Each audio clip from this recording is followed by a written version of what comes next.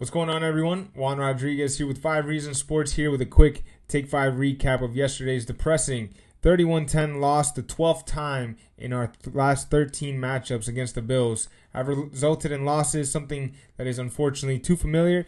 And of course, the other thing that's way too familiar for us is seeing quarterback Tua Tagovailoa with yet again another concussion and another scary one that could be the last snap of his playing career. We don't know that yet, and we hope for the best and a speedy recovery. And we know him and his family, his team, and the medical staff will make the best decision for his career moving forward. Now, that leaves Dolphin fans with plenty of question marks. You look at the next 4 games, all winnable games with the defense we have, with the run game we have, and of course the coaching staff. But yesterday's loss, aside from the scare we had with Tua, it was a very sloppy game. We completely beat ourselves in that first half, gave up 3 rushing touchdowns in the first half to James Cook, which is just absolutely unacceptable. You look at our next 4 games, 3 of them on the road. You can leave those next 4 games with at least 3 wins when you look at it, and that's just being pretty generous. You look at the teams: Seattle, Tennessee, New England, Colts, and then after that, the 5th game coming up would be the Cardinals. I see a lot of people saying scrap the season, this and that. We're 1-1. It's week 2. Got plenty of games ahead of us. Of course, when you have a question mark at quarterback, doesn't make your season look any easier. But Skyler Thompson knows the system. He'll be going into practice this week and moving forward until otherwise. As QB1, he'll be getting reps with the number ones. The game plan will be revolved around him instead of getting thrown in and asked to go win a game somehow when you're already down multiple scores. This will be a different Skyler we see. We've had to rely on him for bigger games with our season on the line, and he's been able to, get the result we wanted.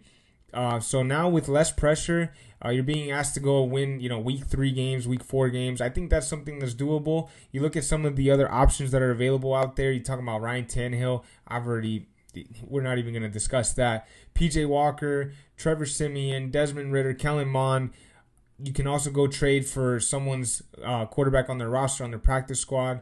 But, Skyler Thompson did beat out Mike White. That is for good reason. He is the backup to Tua Tagovailoa for good reason. So we just have to trust the coaching staff and see what kind of game plan they revolve around him going into these next few games. Because, of course, we don't know the timetable, but we do know once concussion protocol is passed by Tua, a lot of decisions will be made. And, of course, I think they're going to, we've seen it before, slowly bring him back in if he is going to play another down of football in the NFL.